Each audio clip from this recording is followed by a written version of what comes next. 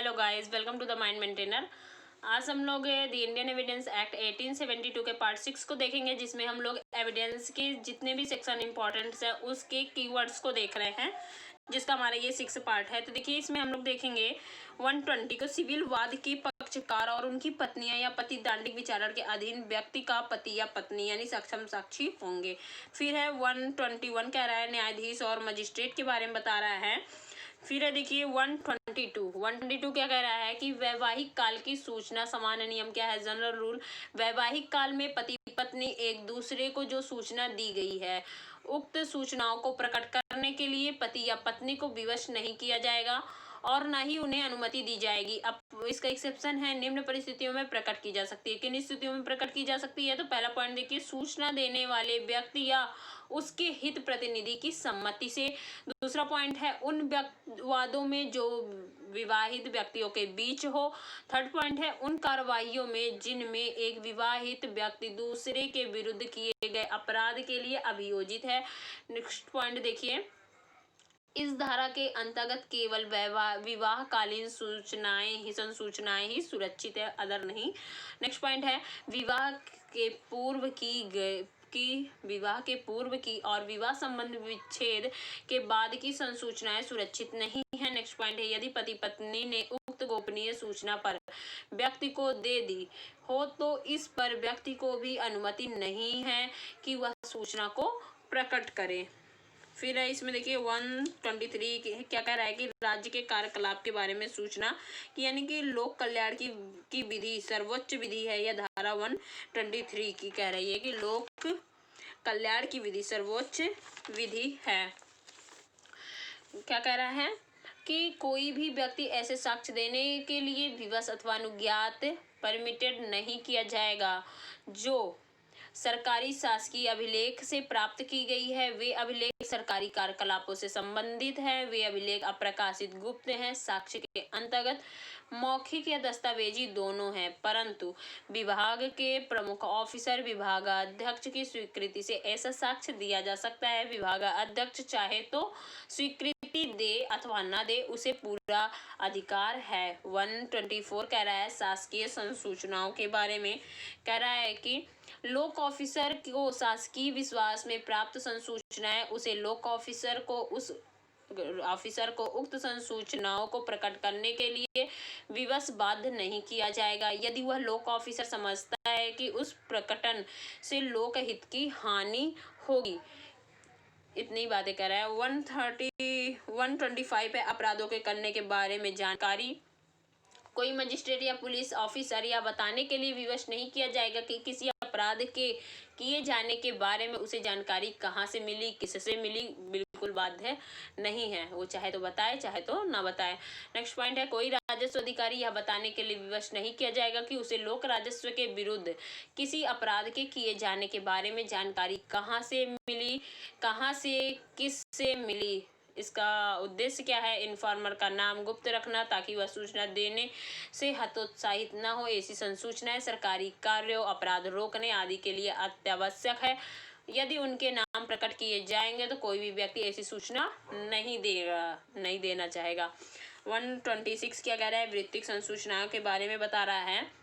Barrister attorney, general rule जो है, barrister attorney pleader या वकील को उस हैसियत में उसके कक्षीकार क्लाइंट द्वारा या उसकी ओर से दी गई संसूचना को, कम्युनिकेशन या दिए गए दस्तावेज की अंतर्वस्तु या दस्तावेज को या किसी सलाह को जो उस दौरान उसने अपने कक्षीकार को दी है, उक्त संसूचना, अंतर्वस्तु, दशा या सलाह को प्रकट करने के लिए उक्त बैरिस्टर अटार्नी प्लीडर या वकील को अनुमति नहीं दी जाएगी। इसका एक्सेप्शन है, उक्त को प्रकट किया जा सकता है। इलस्ट्रेशन ए है, कक्षीकार की लिखित अभिव्यक्त सम्मति से। बी है, जब सूचना किसी अवैध प्रयोजन को अग्रसर करने से संबंधित है। इलस्ट्रेशन सी है, जब कोई तथ्य उक्त बैरिस्टर आदि ने संप्रेषित किया जिससे दर्शित हो कि उसके नियोजन के प्रारंभ के पश्चात कोई अपराध या कपट किया गया है।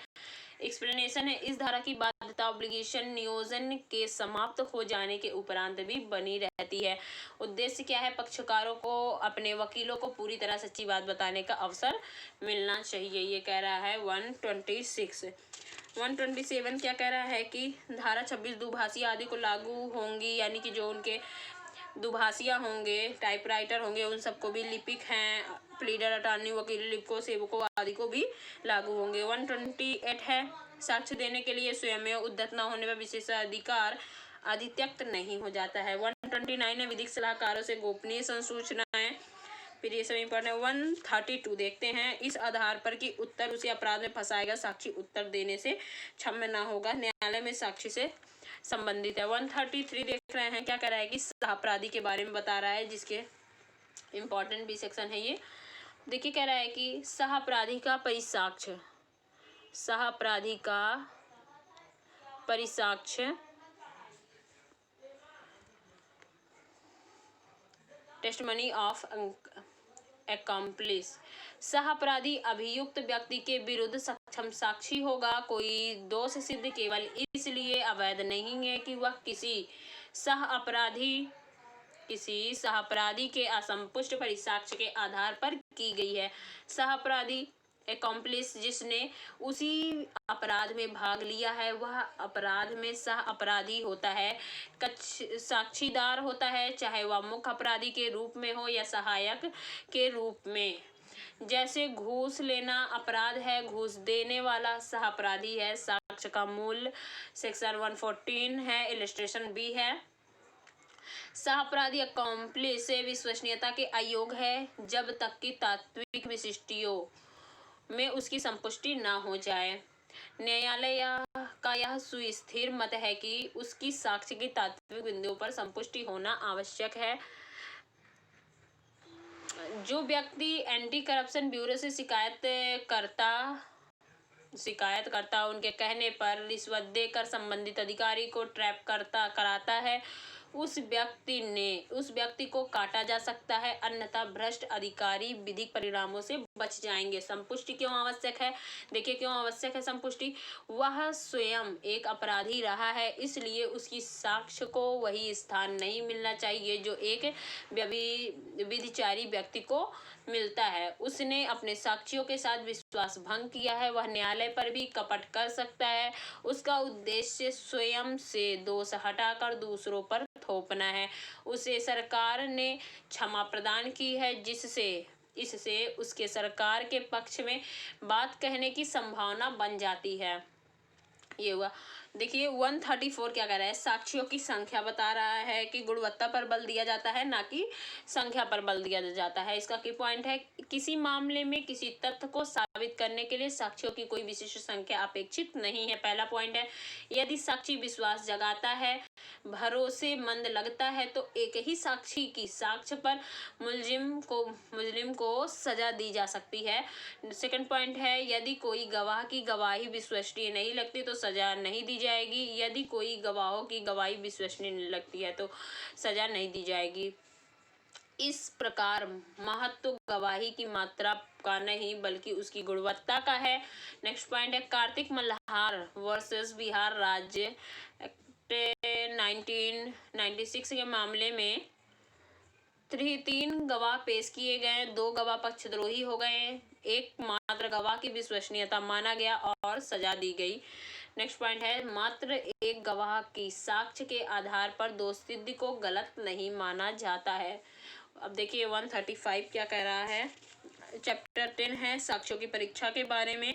साक्ष्यों के पेशकरण और उनकी परीक्षाओं का क्रम क्या होगा ये बता रहा है। फिर देखिए 136 है, न्यायालय साक्षी की ग्राह्यता के बारे में निश्चय करेगा। विवादक तथ्य या सुसंगत तथ्य से ही हो, अन्य नहीं। न्यायालय में साक्ष्य तभी देगा सुसंगत होगा, अन्यथा नहीं होगा। इसमें ग्राह्यता सुसंगतता दोनों है। साक्ष्यों की संख्या किसी मामले में ये हो गया।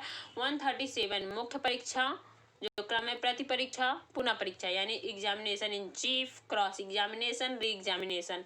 अब देखिए 138 क्या कह रहा है, परीक्षाओं का क्रम।